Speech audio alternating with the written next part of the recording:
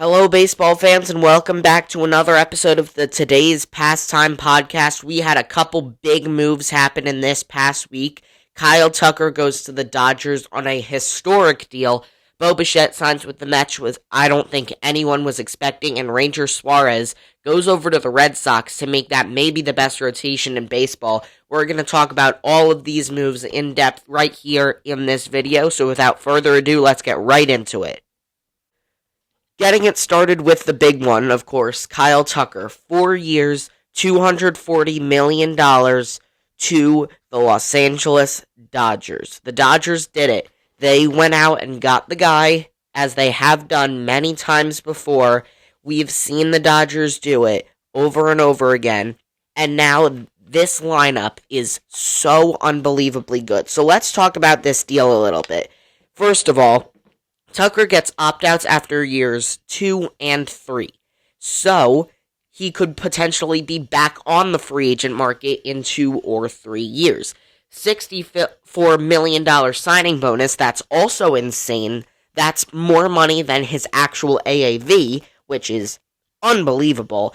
$30 million deferred because of course he does. It's the Dodgers, and so net present value, which I believe is his actual AAV, is going to be $57.1 million. But yeah, the Dodgers got their guy. They clearly wanted Kyle Tucker. They threw so much money at him. This really helps them a lot in the fact that last year, the outfield was their weakest space on their team, which sounds weird because they have so many great players on their team, and Mookie Betts is an outfielder, but he's playing shortstop now, and he's doing a pretty good job at it.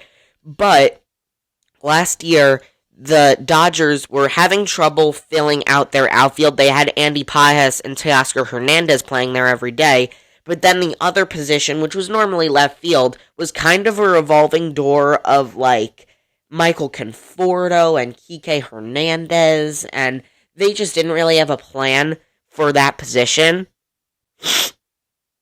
But now they can move Teoscar back over to left. Kyle Tucker will slide into right field there. You keep Andy Pages in center. He's a cannon of an arm, and he's a great defensive guy. So this is looking like a really, really, really deep lineup, and a lineup that I don't know how many people are going to compete with. You go top to bottom, Shohei Ohtani, the most talented player that we've ever seen. Mookie Betts, a former MVP winner. Freddie Freeman, a former MVP winner. Kyle Tucker, one of the best hitters in the league. Will Smith, who's been consistently one of, if not the best catchers in the league for about 5 years now. Max Muncy, they re-signed. He's going to be back here. He's just been a consistent power bat for them. Teoscar Hernandez is a great power bat. Tommy Edman is probably their weakest link on offense, which is unbelievable to say. You put Tommy Edman on, say, the White Sox, and he is better than every player on that team combined. He's not the greatest player in the world, but he is really, really good. And then Andy Pages batting ninth. He's not the best with the bat, I will admit that, but the defense is so unbelievable, and that isn't terrible, so you can make up for that. Miguel Rojas, who had a World Series unbelievable home run in Game 7 last year, he'll be on your bench. You can bring him in against lefties if you don't want to play Muncy against lefties. And then this isn't affected by the Kyle Tucker deal, but Yamamoto, Snell, Glasnow, Ohtani, Sheehan, and Sasaki in the rotation, with Edwin Diaz as your closer, Tanner Scott as your setup guy. That's really an unbelievable team. It's really crazy how the Dodgers have been able to build this team, but with the way they're building it, we do need to talk about how it may be ruining baseball. There's been talk for a while now about whether a salary cap is needed, a salary floor. The luxury tax doesn't really do much in baseball, and the collective bargaining agreement is up at the end of this season. The owners and the Players Association will have to come up with a new deal, and the owners want a salary cap. They don't want to have to spend mass amounts of money just to be competitive with everyone else. However, the players, obviously, don't want a salary cap because that means they get paid less.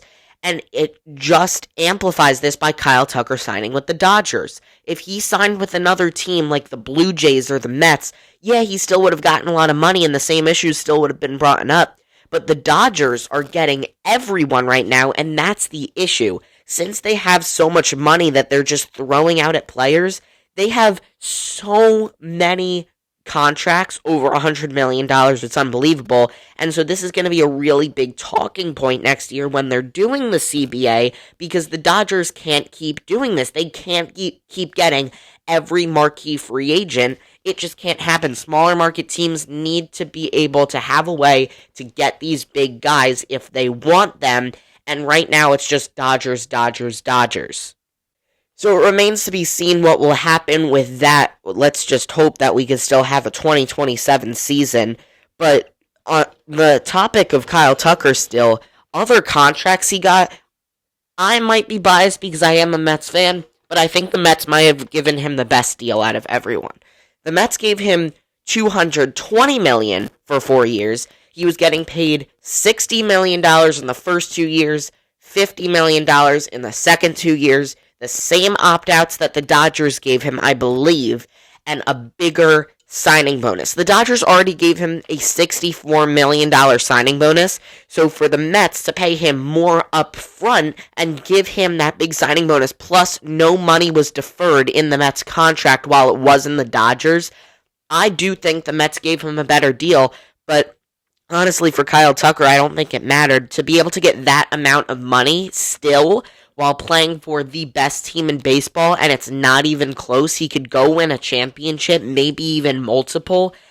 I think that was a no-brainer for him, and then a report just came out this morning from John Heyman that the Blue Jays gave him $350 million for 10 years, so clearly he wanted more money.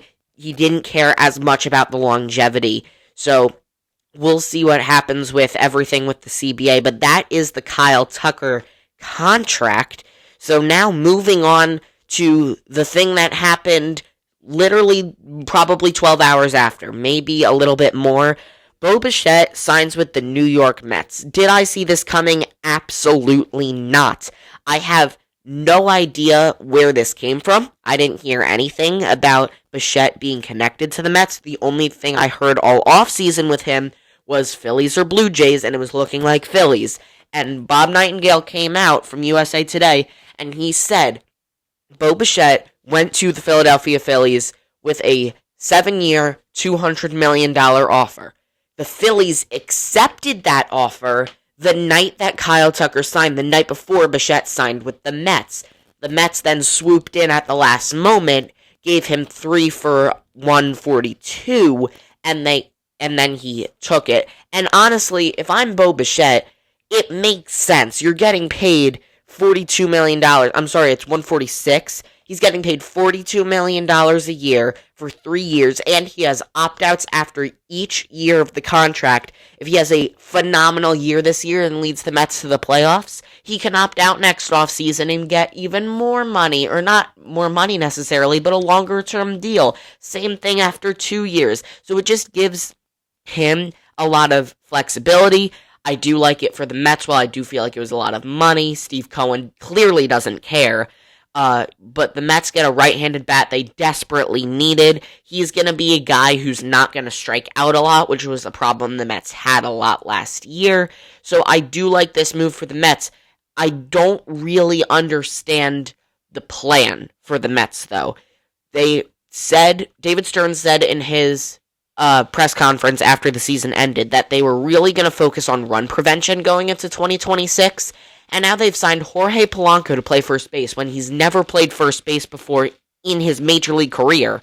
And then Bo Bichette to play third base when he's never played third base before in his major league career. So that doesn't really sound like run prevention to me. We're going to have one of the best middle infields in the game in terms of run prevention with Francisco Lindor and Marcus Semien. But on the corners, it is not looking good in that department. And then the next question is, what do you do with Brett Baty? Because Baty had a career high in home runs with 18 last year and in RBIs with 50 last year. It looked like he was going to be the Mets' third baseman this year. and I was really excited to see what he could do in a full season. But now, with Bichette playing third, I don't know where you play Beatty. You can't move him over to second. You got Semi in there. Can he play left field? The Mets need an outfielder. Can he play out there?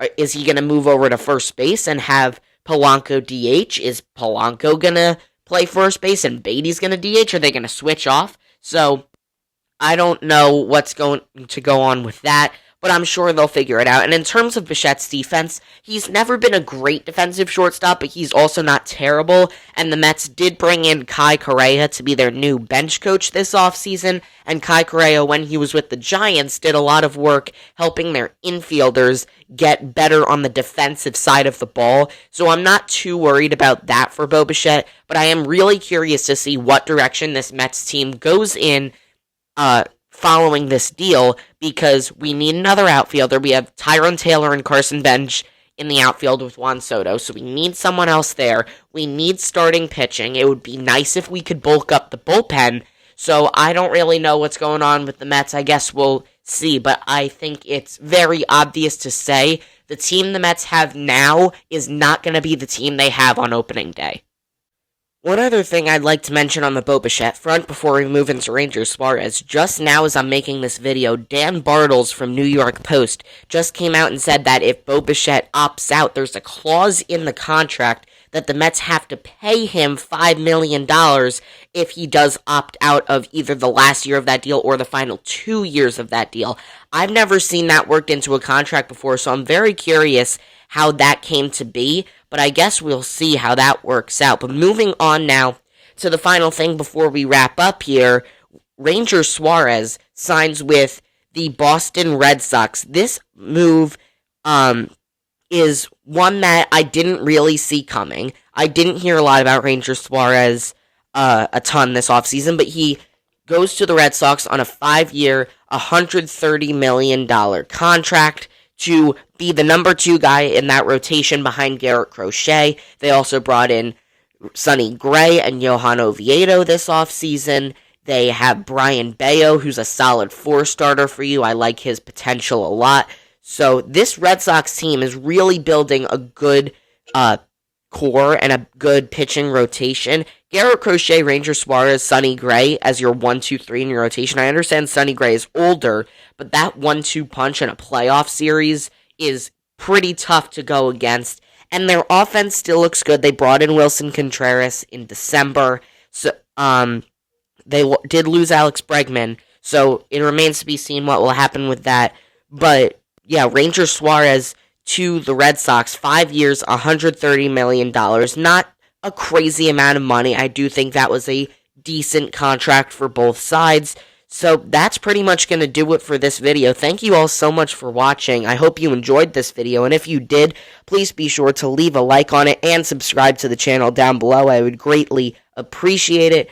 Follow me on Instagram at AroundTheDiamond2. The link is in my channel bio. Check out Around the Diamond Designs for great card designs. That link is also in my bio. Subscribe to my second channel, Around the Mets, if you want to hear more about the Mets. I'm going to be uploading a video on Bo Bichette some point this weekend, just from a Mets fan perspective.